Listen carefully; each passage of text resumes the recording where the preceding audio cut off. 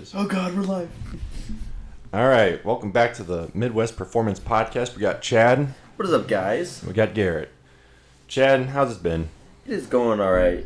It's a pretty good day, other than the fact I just got hit. You know, whatever. We're not gonna talk too much about it. It was a minor fender bender, but I'm really upset about it because it was my pristine 2008 Toyota Highlander that was actually like pristine, not an ounce of anything wrong with it until now. Yeah, you said someone turned in front of you or turned on? Like, what happened? Yeah, they just turned into me. I was in the turn lane, and they decided that they wanted to turn right, and I just happened to be right there in their blind spot. Good grief. Stupid Mazda drivers. I'm gonna. It was what brand? It was a Mazda 3, is what it was. Oh. I'm just gonna blame this on all Mazda owners at this point. Wait, no, that would be my girlfriend then. Oh. She drives. No, that's a Ford. Don't let them confuse you. Okay. It's it's Mazda the Mazda B4000, I think it is. But anyways, Ford Ranger. Yeah, I mean it is just the Ford Ranger, but no, I feel like I said it earlier, but like, man, dude, people driving, I don't know what happened. Like, people, I don't know. After COVID, I swear. After COVID, people just stopped caring about driving. Yeah, and what's funny is like I started driving during COVID. I mean, obviously, no one was out on the road, but it's like I mean, every week there's always like a situation where I have to turn hard because someone's like stopping in front of me or about to hit me. I'm like, come on, I don't know. Yeah, but should we get into it today? Yeah. So today we're talking about just kind of the cars that we've owned and the experiences we've had. Just kind of just like running through a little like life story, little chill, just convo sesh basically. Yeah. So you want to start off, Garrett? Your first car, ever car? Oh, my first car. Yeah. Oh, I never had a first car. No. So my first car was a 2006 Ford Escape. The thing was way better than, well, not way better. Like, I always hype it up too much. It was just a rusted out Escape. Had way too much rust on that thing. But no, I bought it from my brother for a pretty good price. And then I had it for, I think 2 years, maybe pushing 2 years. Got me through high school, I could say that. Pretty reliable vehicle, never left me stranded or anything. But you can tell some of your crazy stories about some of your mechanical adventures as a youngin'. Oh my gosh. Yeah, so so when I first started like even working on cars, because that was like my introduction to working on cars, I would not even watch YouTube videos on how to actually do it. I would just like skim through the YouTube video, just like.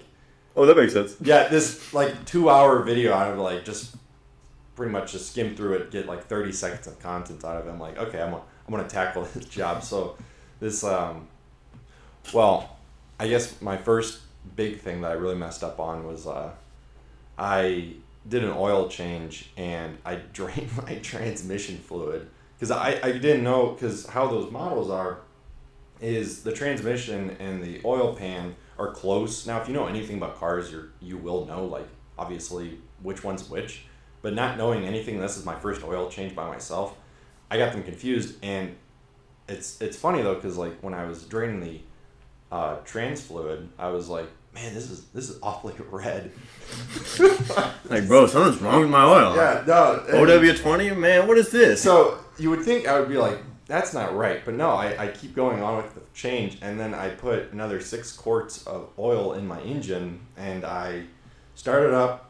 It's running fine, honestly, which I'm very surprised that they You put like freaking 6 quarts in it? Yeah, so now it has like 12 quarts of oil in it, no trans fluid. And I started up and I just pull it out of my parents' barn. And the RPMs are just like shooting through the roof, like just going straight to like the red line. I'm going like 5 miles per hour. I'm like, yeah, that's not right. Hey, Dad. Yeah, no. So yeah, I had to get my dad, and we found out that I double filled my engine, and surprise, actually it lasted for, that was like the very beginning. So I still had that for 2 years, and it ran fine. Which, man, those early Escapes were just really reliable. I mean, I feel like I find out every week something new that you had tried on the Escape that was very, very much so. If you tried that on like any normal car, like especially like a German car or something, Oh my gosh. like it would actually probably explode. Like I don't know. And then I don't know if you want to touch on you welding a. Oh my. Yeah. Man, now I'm just getting exposed out of here. No, Well, I'm gonna talk about stuff too. So. Yeah, no. So, like I said, the car had so much rust on it where the proper way to do rust is you cut the rust out and then you grind it, you re-weld, and then you paint it. That's pretty much the best way you can fix rust. Welders of Fair Estate, please don't come at us for that one, okay? Yeah. We I'm are not not saying welders. professional. We are automatic. We are automotive mechanics. I am not saying professional at all. I'm saying like by yourself at home. You know, that's the best way. Put that spray foam away. Don't get that anywhere near that thing. But anyways, no. So I had no money. I didn't have a job. I was still a junior in high school, so I would just find scrap metal laying around the barn and cut it out the best I could. And one of the scrap metals was from my old play set. So it's welded somewhere on my frame right by the like suspension, like for the coil. And no, I mean it held. It was just one of those things where I was like, I think I was a little bit more paranoid because I saw like this 6-inch hole in my frame. I'm like, I gotta patch it. But realistically, I don't even think it would have been that big of a deal. It wasn't structural. If it was structural, it would have failed. Now, if I was like towing something, I think it would have failed because it was so far back. But it was. That one always gets people, and then same with my exhaust, because at one point my exhaust fell off, and then I took this my dad did, but he took this really long nail. It was mainly for like I guess structural like beams and stuff like that, and he bent it and then used it as like a mount for the exhaust. So there's like. And we never cut the actual tip of the nail off, so it's like just this bent nail. It's like sharp. It worked. It was just one of those things that's like, yeah, it got the job done. And it worked until it fell out and popped Susie's tire behind you, but whatever. Yeah. No, I mean, it didn't have any problems after that for the exhaust. I mean, it leaked really bad, so it was really funny. Like, if you would hit the rev limiter, it would just like, it was so loud. No. But I remember the first, like, it was like probably the first or second time, like, hanging out with you other than, like, with a group. And we went to IHOP. And we literally hop in this thing. Oh, no. And, like, I don't really, I think it's the first time actually me riding in the Escape. Yeah, it was. And he literally cranks over, like, first or second crank, I swear. Immediately throws it into drive. And then floors it to about a, I want to say, well, I was redlining it. We were in Mexico, but he went to, I want to say it was like 60, 70. It was something like, it took a while to get up there. Yeah. But he just kept it pinned. And I was like, Garrett, like, it's cold. Like, you sure you want to do this? And he's like, oh, yeah, it takes it like a champ.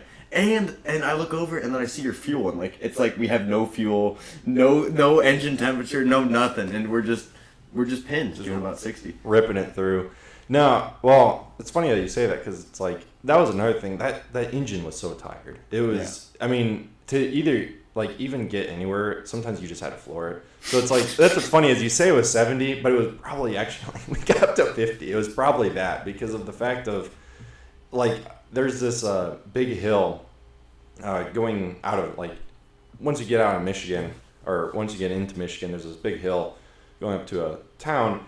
And to get up the hill with that car, if you were running the air conditioner, oh my gosh, you actually had to floor it up there.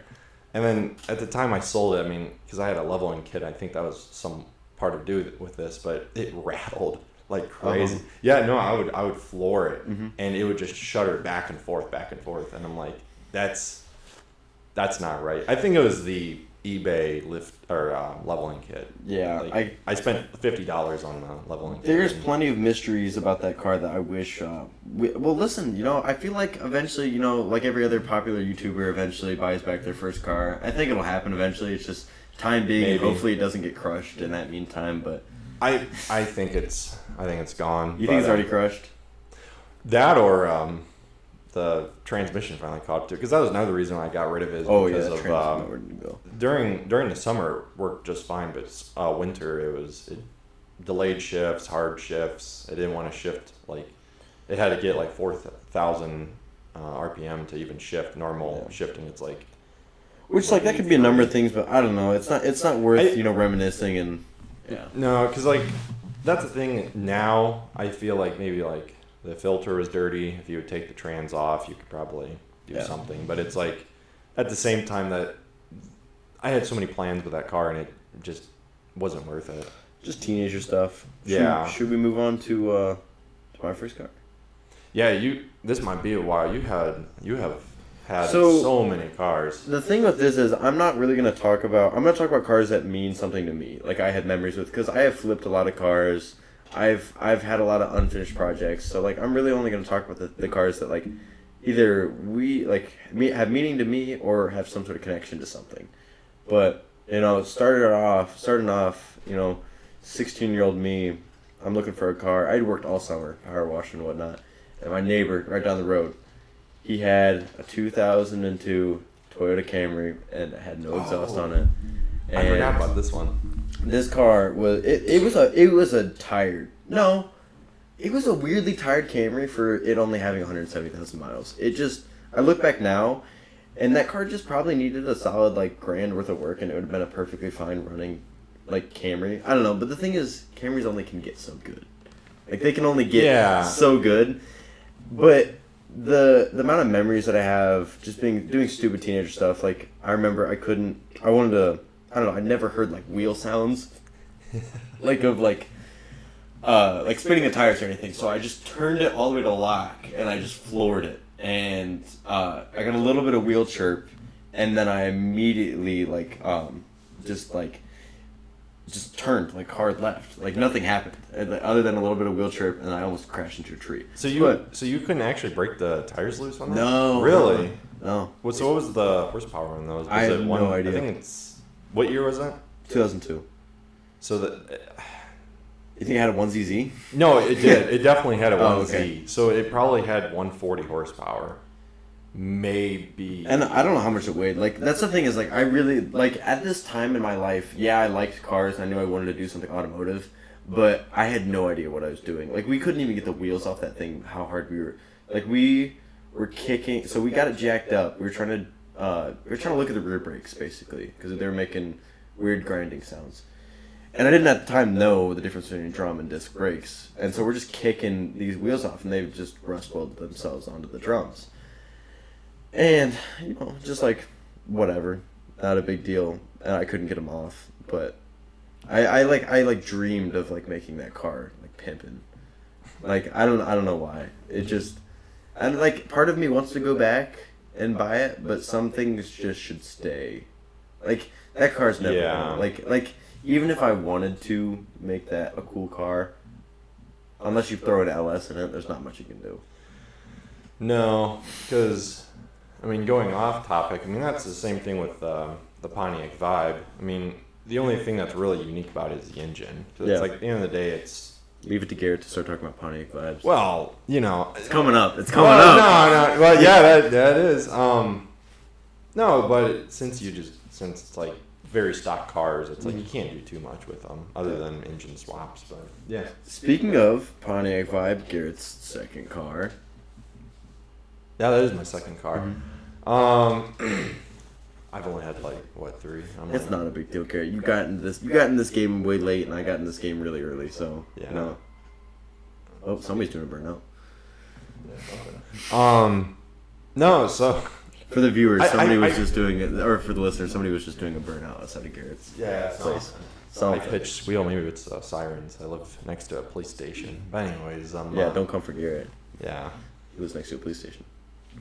It sounded like you said PlayStation. Anyways. All right. Anyways. No. I feel like every car story for me just has stupid stories. Other than I think that's kind of the point, though. Other than my actual daily now, that just was the most generic. I went to this dealer, bought it. Went to a dealership and did adult things. Yeah, and that was it. Like this. Okay, so the Vibe. This is a good story. All right, so this one's a little long, but it's pretty good. So I'm not going to sum up. I'm going to just sum up everything. So one day, I go to Culver's and I see one of my old friends. Were you there? No, I was you not weren't there. part of it. And then I saw one of my other friends, and they had their cars there. And at the time, I only had my Escape. I'm like, And they were like entry-level sports cars. yeah. And was the TC there? No. What was? Yeah, it was the WRX. Oh, yeah, the WRX and a Camaro. Camaro. Yeah.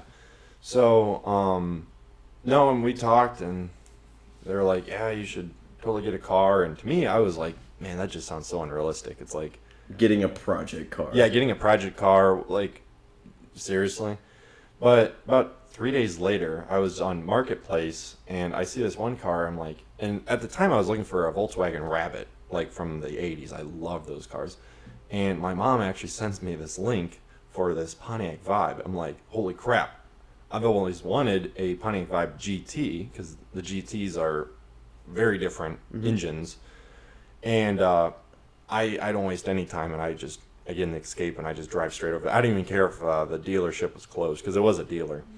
And It's like a buy here, pay yeah, place. This isn't it was a like, mobile home. Like literally, that's how their setup was. It was a parking lot and a mobile home or a trailer or whatever you want to call it. And come over by the single wide and come buy yourself a Pontiac Vibe GT. I don't remember what the place was called. But Yeah, it was like some like goofy like cheap cars buy here or something stupid. Anyway, No credit, all credit, we take it all. their slogan was like cars under $5,000. So Oh no! that should be like a really scary one right there. But literally within the next 48 hours, I'm driving that car home, and I'm not going to get into all the details with them being as shady gets. I mean, I went took it for a test drive. It was fine. I didn't notice the check engine light was on. I asked them about it, and they're like, "Nope." Our mechanic looked at it. Everything was good. I was like, "Okay, sure, whatever." I get it home. Things are still good. I go over to my friends, show the car off. Things are okay. And they're like, "Hey, let's go drive around." I'm like, "Sure." I got to go home and drop some stuff off because at the time I ripped out the rear seats because race car, gotta, And I get home and all of a sudden it just starts pouring out smoke, and I'm like, "Oh my gosh!" I was like, "It's probably nothing," because coming from literally no experience, I didn't know how to, check for anything. So I was like, "It's probably nothing." So I pull. And you're also learning how to drive manual too. Yeah, that's another thing. So I was like, it could just be because that's another thing. Google doesn't help. Like, oh, why is this car smoking new manual drive? And they're like, oh, you're just burning the clutch a little bit. Okay, whatever. Mm-hmm. And and I was so dumb that I thought it was actually low on transmission fluid, so I added the transmission fluid. I take it to my high school because then I just want to drive it. And it was a football game that night too, so like perfect. No, not at all. And I'm driving home, and all of a sudden I go to shift into fourth gear, and the car just revs just completely up, and I was like, oh boy. So where's my gears? I had nothing. So my clutch just blew up that one night. So I had the car for not even like a... All right, I don't know what just happened. I guess it stopped. Anyways, Little mic problem, but whatever. yeah. All right. So what were we talking about? Oh, Clutch just blew up. yeah, the clutch blew up. So, and at the time, I was working, like a service case in a meat department. So I was making like nothing. So I had to wait like I think it was almost 2 months in order to get this amount of money to even get the clutch replaced. And oh my gosh, The other thing was like that was such a hard time. Garrett, like you hadn't really understood what you were doing. Like you knew you just wanted a project car, and this was a dream car of yours. So like you were just like, screw it. Yeah. You go out and like it's still personal, but like you literally went out, you pulled out a loan, and like you were just like, and I like at the time I barely knew you, but I was like, everybody was like dog on me. I was like, what is bro doing? Yeah. I was like pulling out a loan for a Pontiac Vibe that's rusted to crap, and it's not that bad. And then at the it time, blew up. at the time we didn't know about the rust actually, but it was, oh my gosh, it was filthy. It was so dirty that the engine bay could have had an own ecosystem in there. Like there was a mouse nest in there actually. But I'm not gonna lie, the Vibes transformation it still shocks me because I was a true hater. Like I I remember that. Everybody was, and that was another thing is like I mean, everybody didn't see what I saw because I was like, and that's another thing. I don't want to pretend like I knew everything about the car either. Mm-hmm. Like, I remember the first time I truly hit that rev limiter, and I was like, oh my gosh. Because I've only seen it through, well, Celicas, considering no one even knows about the Vibe GTs. Yeah, like really, like nobody, and nor does anybody care. Like even when I tell people about your Vibe and whatnot, and that it like revs out to $9,000, like people they're like, oh cool, whatever. It's just because like they've seen them and they don't care about them. Like it's just one of those things where it's right. And unfortunately, yeah, but I think the best one is like the people that don't care, and then I take them for a ride, and then they're just yelling and laughing, and they're just having the time of their life in that car, even though it's not fast, but it's fun. It's so much fun. To this day, the most amount of fun I've ever had in a car is in a Pontiac 5 GT. Yeah. And I'm not trying to, be that guy that's like I'm not D-riding. Like this is like for real. And I've ridden in a lot of fast cars, I've done some cool things. Yeah, but no, you have. The adrenaline you get from being in a gutted race car. Yeah, I mean it's like a tin can now. Like the only thing that's in there is the dash and the seats. Yeah. Like literally. Yeah. And the carpet, but yeah, Bro should pull that. Save some extra. Well, I don't want to see the rust underneath my. Whatever. We can build something. We can see, and that's another thing is like it's one of those cars that no one knows about, so you almost feel obligated to like keep it. Like you don't want to get rid of it. You like because now it's having piston ring problems. I'm just like, no, I want to fix this. Like, I want to save this engine because it's unique. Like it'd be cool to see the Vibe Part 2 come back. See what the rebuild looks like. See what kind of haters we can make. Yeah, because I mean, the thing with that is, like, it's not built, but it has a lot done to it. Like, the biggest built thing you could argue is, like, the coilovers. But even that, they're not even, like, crazy coilovers. Well, you rebuilt the whole rear axle in that thing. I'd say that's built. Yeah, I find that so funny that it took me so long to get the motivation. Because how that car is, it's like a solid axle, but there's nothing back there. It's front wheel drive, obviously. And it's a solid rear axle, but still has the typical like coil McPherson strut on the rear. But it's a straight axle. Yeah, and I had to replace the bushings for that, considering it was like I got scared every time I turned a corner because I would hear sometimes I would hear like a click, and then looking underneath there, like the rubber is just there's no rubber. Rubber. It's plastic at this point. It just crumbles the moment if you look at it wrong, it just would fall apart. But no, it's definitely a fun car, and it's very stupid reliable. I mean, yeah, it has the problems it has now, and it took a lot to get it because like that was another thing is it had failing parts every week, like alternator, power steering pump. Man, what else did I have? I had so many. We did the clutch slave cylinder. The slave cylinder. Dude, the shift bushings. You've put so much money in that Vibe. It's actually sometimes shocks me. Just because of like most people don't even do that with their actual cool car. Like you know what I mean? Like I'm not gonna say your car is cool, but like when you think of a cool car, you think WRX or I don't know. I'm not gonna say only WRX, but like your cool cars. Absolutely. I don't know. People don't even put that kind of money into anything just because they feel obligated for other things, and the fact that you're able to do that while not making a whole lot of money, it just still astonishes me.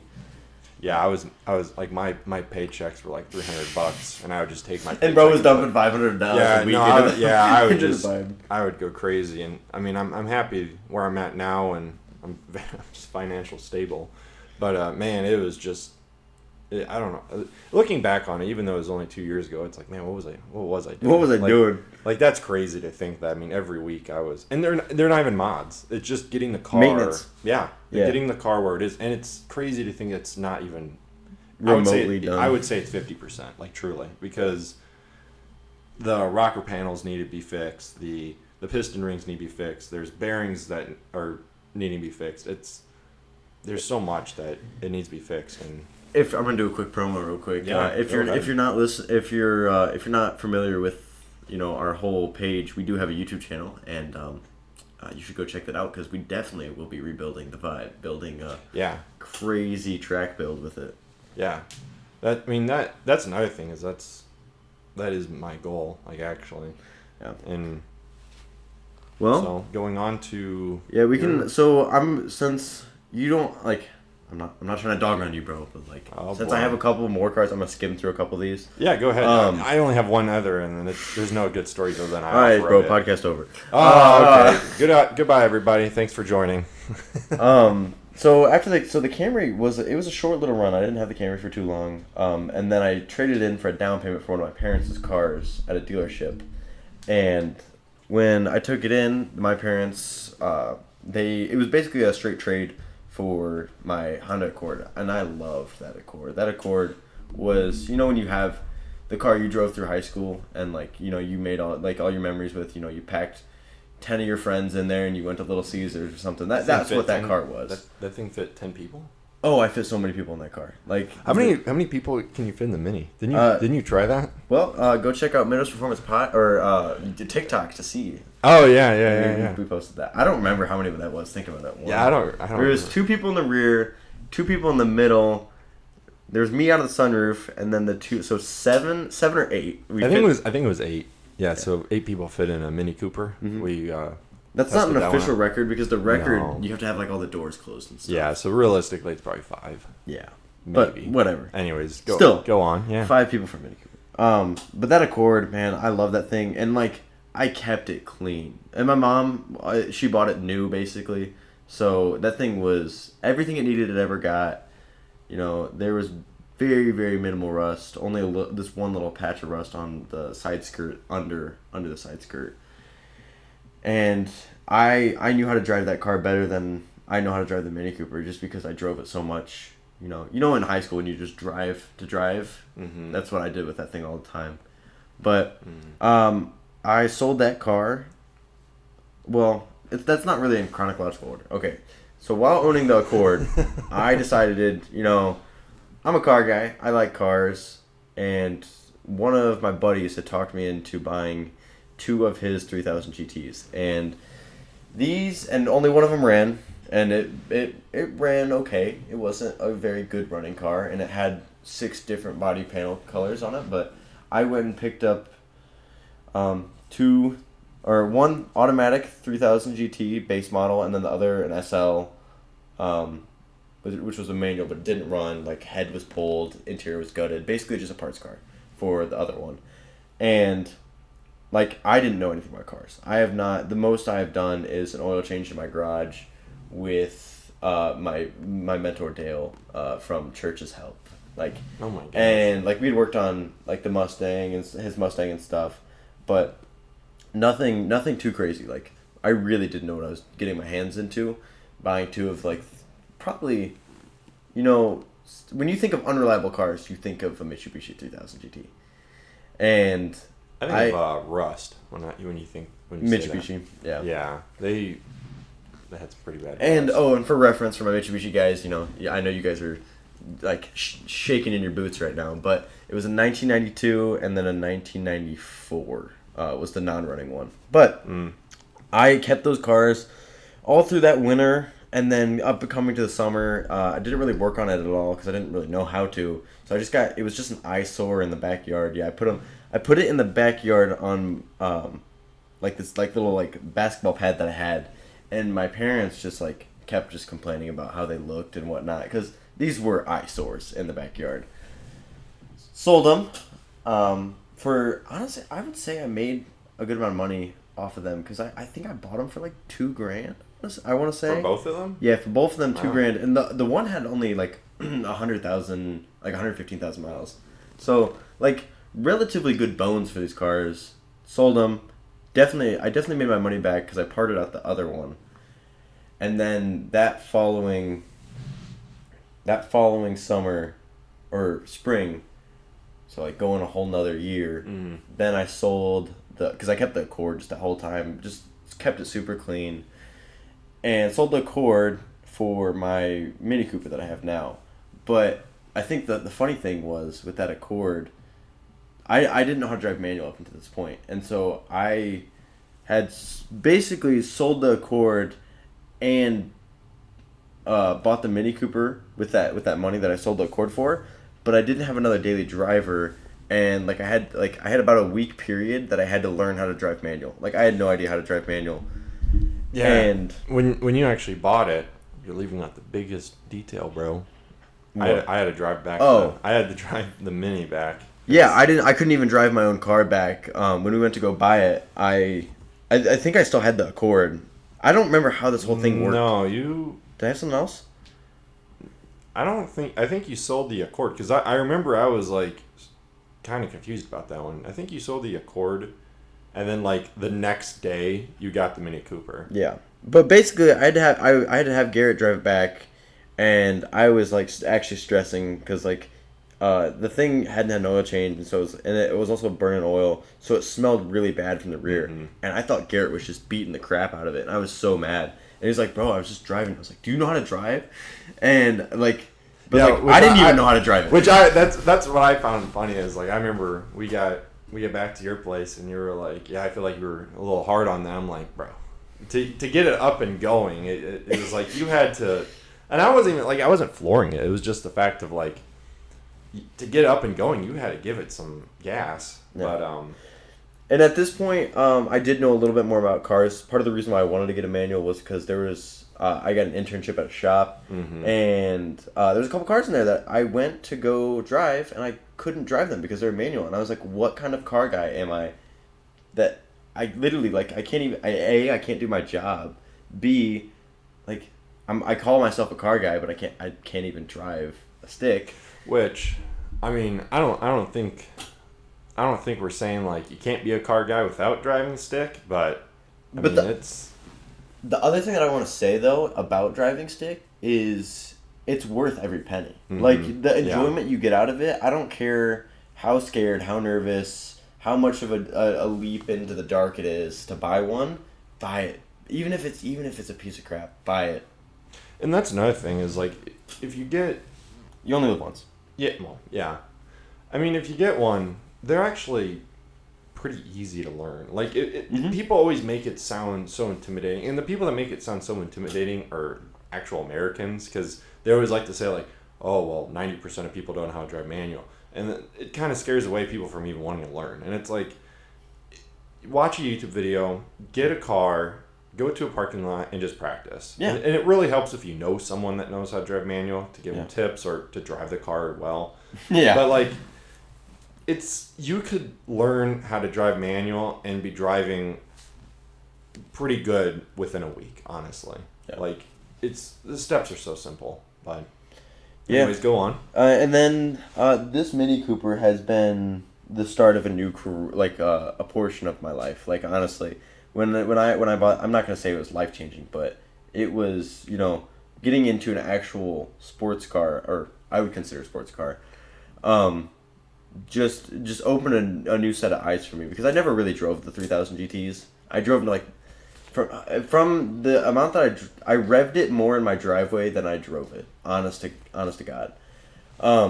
But after the Mini Cooper, which I've done plenty of fun stuff in the Mini Cooper. Replaced a water pump in the parking lot at my college. Those things are so hard to work on. Oh my gosh. Yeah, it's not the easiest. We tried properly installing a cold air intake after I failed to install it twice, and then it turned into like a 2-day ordeal. I still don't understand how that was even to fit that car. It's like, crazy. You can't make it fit. But then we did my valve cover, and when we did my valve cover, my PCV valve broke.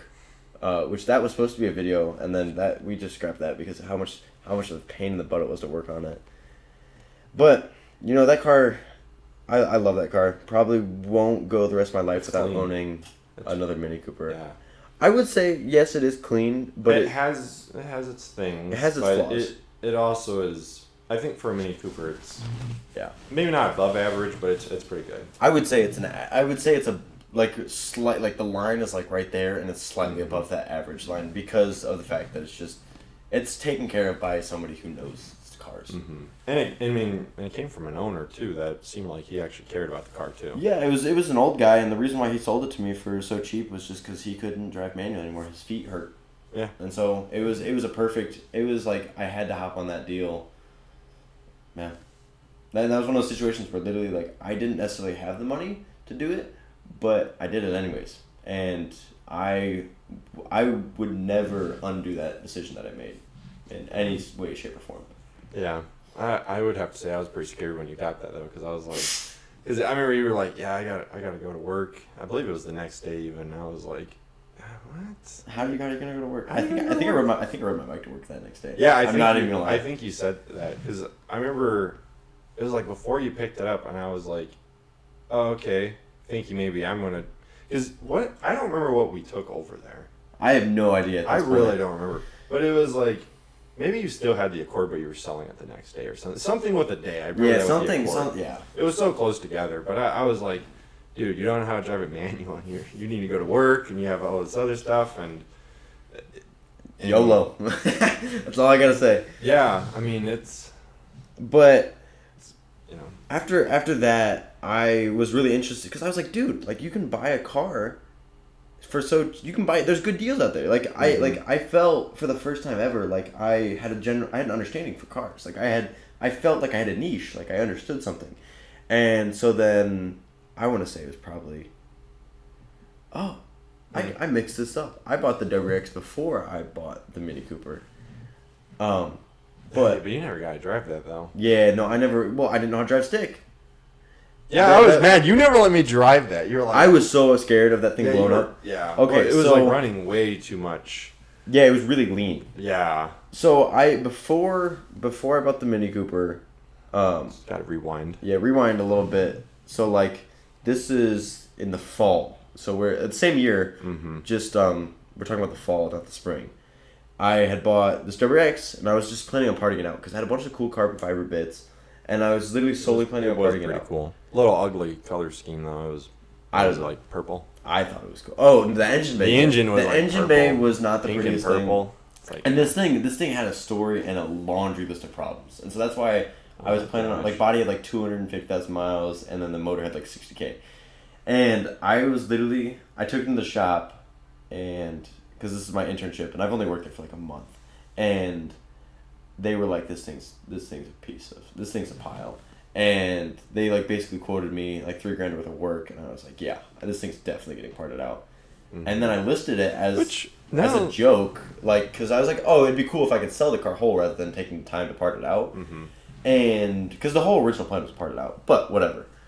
Then I had this guy reach out to me about he was just wanted to trade for this BMW 325i with a 6-speed manual that had some weird issues, and I was like, well, a Beamer's cooler than this WRX, and so put it on a trailer about a couple weeks later. Dude, I messed up this story bad. Like I put the Mini Cooper I forgot though, because like the BMW has it's like the one weird aunt in the family, like she's like always there. Yeah, it's like literally you were talking like, yeah, BMW is sitting out in the driveway right now. Like no, it's like you didn't even have you technically did, but it was like not in that. Yeah, but we trailered the WRX all the way up. We went up into Michigan and then drove the BMW back. Me and my coworker, props to him. He took like a whole day out of his life to just trade my project cars. And why didn't you ask me? Well, trailer. Yeah, the trailer, and I think you were working. Yeah. But it was oh my gosh, that's a whole story and a half. When we got there, the trailer angle. So when we put it onto the trailer, the exhaust scraped pretty bad. But we're like, it's fine, whatever. Like, and then we got there, and it literally ripped the whole exhaust off from the headers, like bad. Like, wow. I think we broke one of the studs. I feel bad for the owner. And then he took it for a test drive, and I was so concerned. So like, it took like 45 minutes to get this thing off the trailer. Oh, and yeah, because remember, you couldn't get it started. It was the day you were supposed to get rid of it. Yeah, and then like, oh my goodness, I forgot about this. Remember, we were gonna go jump start it. So this is the day before we were gonna go and sell it. We were gonna trailer it up north and sell it, or trade it. And we go to jump the thing, and I was so stupid. I put the positive on the negative, and the negative on the positive, and it blew a fuse. And I thought I fried the whole car. I was so, and especially after that day, and I had a long day. To be fair, it It was because of like I believe it was stress related. Mm-hmm. It was you were rushing it. You were just wanting it gone. Yeah, I just wanted it was gone. also It's a late in the pile. day. I think it was like 3:00 or something weird. Because I remember I got there and It I was was off later of than work. that. Maybe 6 or 7. 6, 7. I don't remember.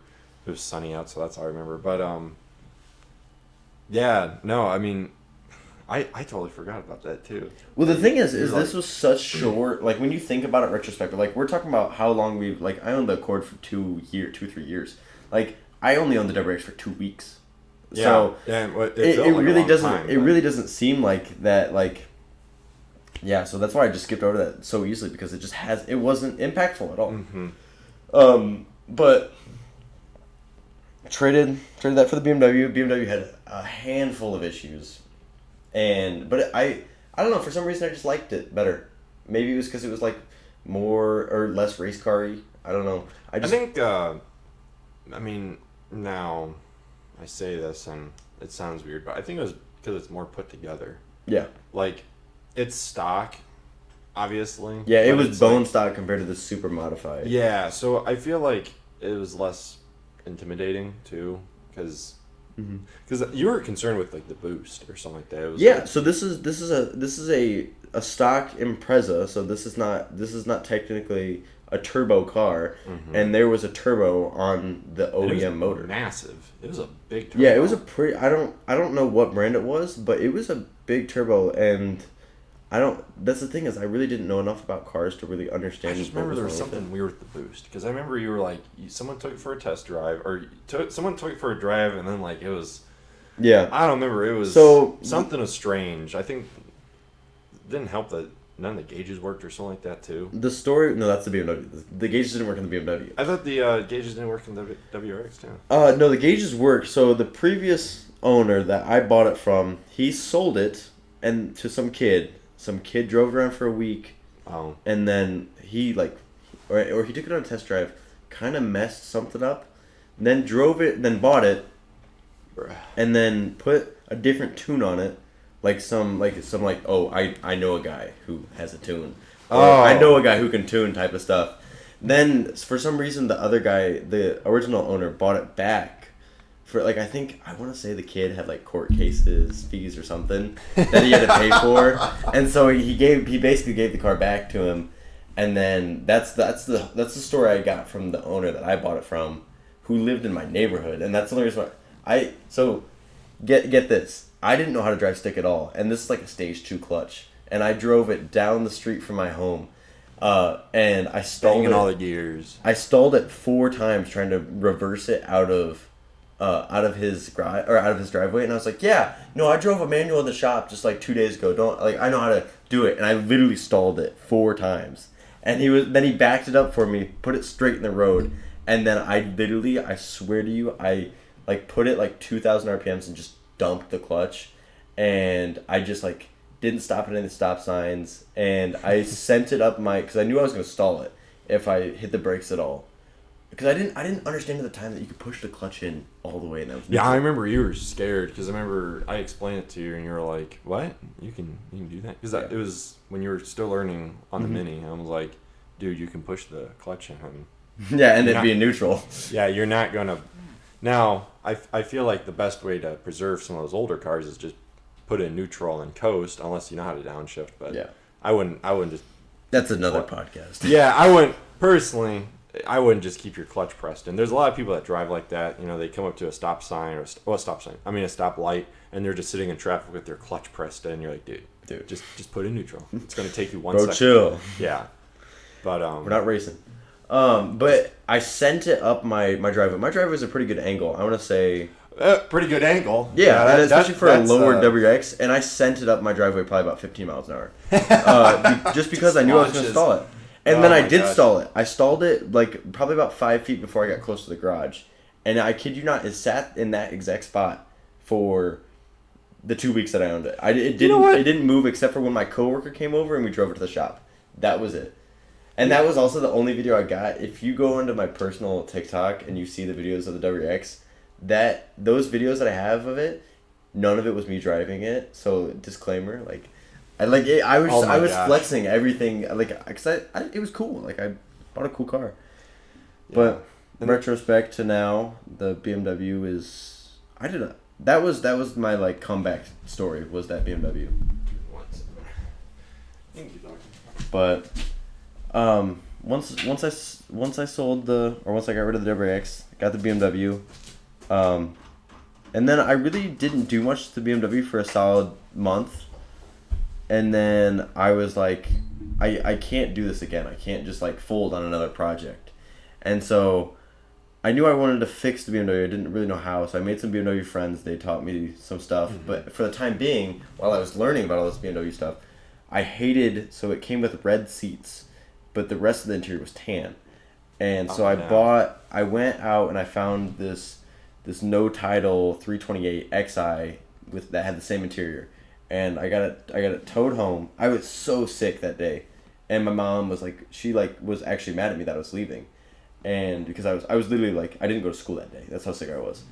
And I went all the way out to like Plymouth or something to get this car towed by a tow company. Went and checked it out. It was everything that I wanted for this interior swap. And then I was also going to use a lot of the other parts off of it for like body panels and stuff. Just like little here and there things that I learned from the 3000 GT that sometimes it's just cheaper to buy a parts car. And when I bought that, I black swapped the interior and did the whole black swap, and kind of just like since then just refreshed it, make it a running driving car. And then I blew the clutch somewhere, or I didn't blow it, but it's pretty much cooked. Yeah. It's somewhere in between the first semester at college, and it's just kind of sat since then. Plans to hopefully, I want to turn it into a drift build, but I don't know if I'm going to keep the N52 in it or if I'm going to LS3 swap it. But whatever. We'll let those plans cook. Yeah. And then I guess to finish it off by me, it's my last car, my most recent car, is just a I never said the year on the Vibe. I'm going back to the Vibe. Back to the Vibe days. Yeah. It's a 2003. Anyways, 2021 Jeep Compass. It's let me get really close to the mic. Trailhawk. So it's the better one. It's cool. Yeah, it's cool. It has red stitching. Anyways, it means it's got the same interior as your Dodge Charger. So all you Hellcat boys. Yeah, no, that is actually what's really funny. Cry about it. I have the same dash and the same steering wheel, yeah. Which is know. Any of you boys that think you're cool, you are cool. Just know that Garrett has the same thing and he can go off roading. That is like what's off topic. That is like what's really sad is people spend so much money on Hellcats and I have the same interior. Like that's actually sad. Well, American cars were never really known for their interior, but it's like weird. I'm like, and now if you have a Hellcat, which if you do, reach out to us. Yeah, we'll do a video with you. Anyways, I understand that everything is not the same, but a lot of the features are very similar. Like I said, my dash is like nearly identical. The steering wheel is exactly the same. It drives the same too, just as fast.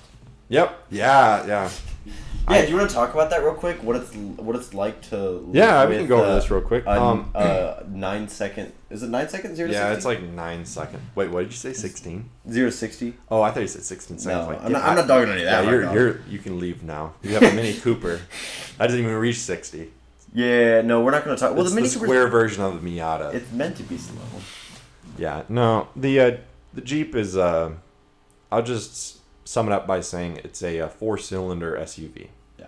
It's naturally aspirated 4-cylinder SUV. Yeah, it wasn't designed to go fast. It was designed to go off-road. And if anybody is listening, it's like, man, these new Jeeps aren't meant to go off-road. Yeah, yes, it is. Yeah. If you want proof, go to any of our socials. And you'll see videos. We'll prove you wrong. And I will continue to stand by that till the day I die. That's another video or podcast too. We'll go over actual stuff like that, and we want to go over Jeep stuff and anything. But is there anything else you want to talk about the Jeep? No, it's fun. It's a good daily. It's a very good daily. Very comfortable. Good shifting. Very smooth. Accelerations. It does it when it wants. Yeah, you can follow people.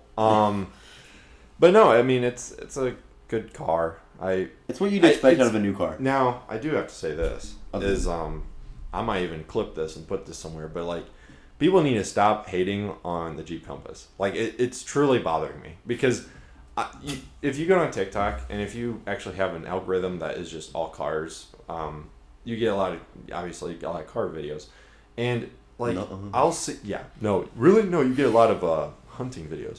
Anyways, no, and people just they make these unreliable lists of like don't buy these cars, they're so unreliable, and like Jeep Compass, and you're like, first off, it's the years that matter.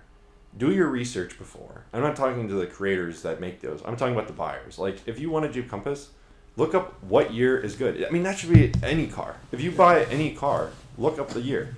Another thing.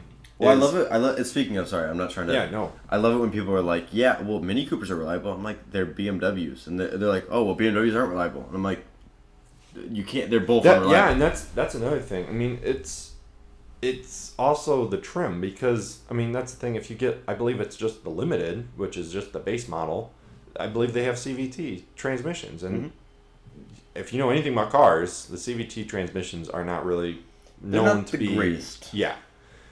Mine's an automatic. Yes, it's a 9-speed, but at the same time, I've had mine. Yeah, I've had mine for a year and a few months. I've never had a check engine light. I've never had problems with it. I actually use the vehicle for its intended purpose. I don't just drive it to A to B. I off-road it, and you could even argue that I was off-roading it a little too much. It's like it's just one of those cars. It's also maintenance, oil changes. Oil changes on that car is so big, like. Yeah.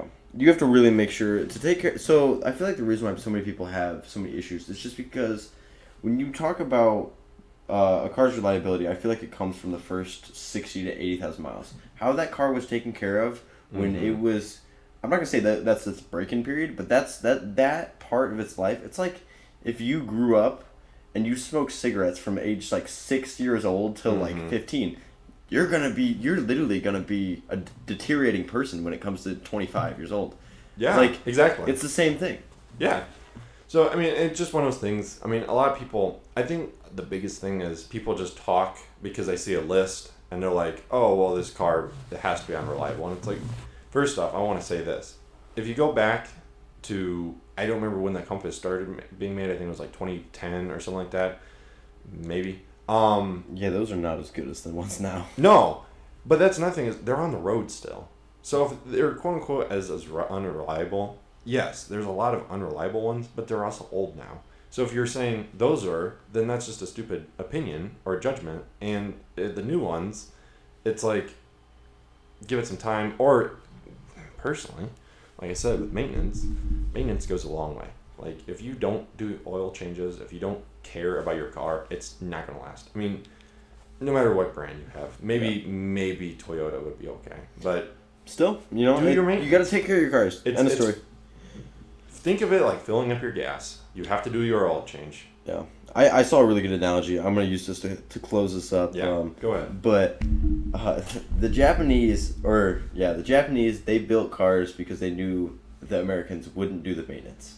So they overbuilt them. I love that. The Germans, they built the cars to be taken care of by maintenance. So when they go to America and the stupid Americans don't take care of them, they break. Like, yeah, and that's another thing, real quick, is I know I just said, well, they're reliable, you just have to do maintenance. That's a very valid argument. Like, any car is reliable if you do maintenance. A lot of these, maybe not all, but there's a lot of those cars that if you just, well, and some cars need to be taken care of otherwise. Right. Like, differently. Like, that's another thing. Like, at the end of the day, of course there's bad apples, but like car companies aren't giving out cars to fail as soon as possible. Because who does that hurt? Them. Because they build cars relatively to a certain standard. Yes, those standards have definitely decreased. Oh, yeah. As the years have gone on, but those standards still exist. Like, they still want cars to last, relatively speaking. I mean, there definitely is a certain breaking point of most cars. Like, they do build them to specifically, not last as long as they used to, but yeah, because obviously they're not getting money then. Yeah, but it's just one of those things that maintenance. That car, that's how that is. But anyways. Yeah, we'll leave you on that note. Do Yeah. your maintenance. Yeah, I know you're over your oil change. Yeah, 1,000 miles is too much. Go do your oil change. Do not wait for that oil light to come on. Yeah. That is not a check engine light. That is not. Our check engine. That is not a dual oil light. Yeah. And I know some people that they tell me. Everybody I know, like a lot of the non-car people, like They're like, well, my light's not on. What light? the light doesn't matter. Look at your No. sticker in the corner, and I know it says 1,000 miles more than 1,000 miles less than you have right now. So go call your shop, And you know what? or go do it yourself. And go do your freaking oil Awesome. change. I want to say one more thing. Oil changes are so cheap these days. You can go anywhere for $40, the same price as. There's some shops I see that they're advertising. Maybe not with tax. It's probably like $50 at the end, but still. Well, how much would you say an oil change Okay, cost? so this gets all right. This is all right. We said we were gonna stop, but here we go. Yeah, one more time. One more thing. So with oil changes, it's very relative to how many quarts your engine holds. For 4-cylinders, oil changes are nothing. For a V8, your oil changes actually can range up to closer to $100 just because of how much money you're paying in oil. Really? Who's paying more than? No, nobody's paying more than $100. I meant up to. Like, I was about you to can say, I definitely would get pay into the that. $70-$80 range with. In that case, look at the YouTube video. Yeah. We've been pumping them out about how to do an oil change. Yeah, you can go watch my goofy looking face try to break my drain plug loose, and then I couldn't do it. Yeah. But Anyways, all right. Well, peace out, y'all. until next time.